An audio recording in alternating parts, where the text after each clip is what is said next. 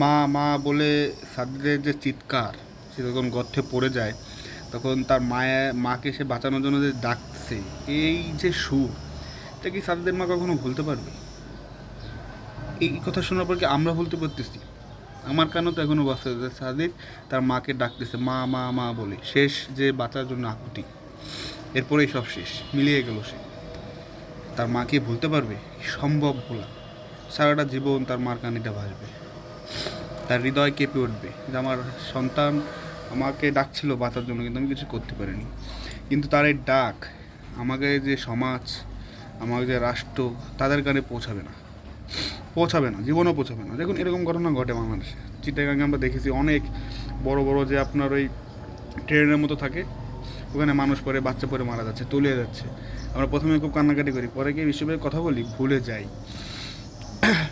কিন্তু এই সাজিদের ঘটনাটি দেখেন, এই যে কসির উদ্দিন তার জমিতে আপনার যে গর্তটি খুঁড়েছিল, সে বুঝিয়ে দিয়েছে, আমি বুঝলাম, ফেয়ার এনাফ, সে ভালো কাজ করেছে। বাট বৃষ্টিতে যখন আবার এখানে একটি গর্তের সৃষ্টি হলো, তার কি উচিত ছিল না এটি বুঝিয়ে দেওয়া? তার কি উচিত ছিল না যেখানে একটা চিহ্ন দিই? তার কি উচিত ছিল না যে এখানে এমন কিছু করি যাতে মানুষ বুঝুক? অরিজিনাল আপনি এটা দেখে দিতেন, বুঝে দিতেন। আবার আমি বললাম তার, সে এখানে অবহেলা করেছে। গ্রামের লোক, গ্রামে কি কেউ ছিল না? তারা একে বলবে, তারা কি তাকে বলেছে? আই ডোন্ট নো, জানি না।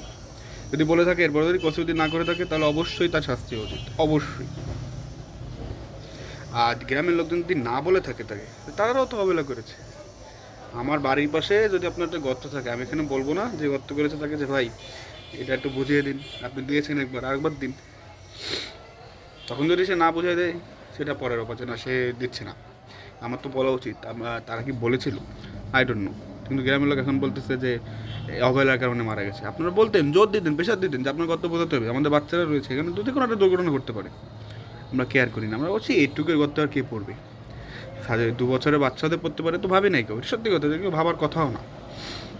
বাট সাবধানতা অবলম্বন করতে হবে। একটি ভুল পদক্ষেপ জীবন শেষ করে দেয়, আমরা পড়েছি না যে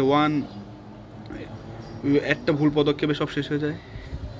সাথীদের তো একটা ভুল পা তার ওই ঘরতে পা পড়ে যায়, সে বুঝতে পারেনি, তলিয়ে গেল সে, মানে মিলিয়ে গেল।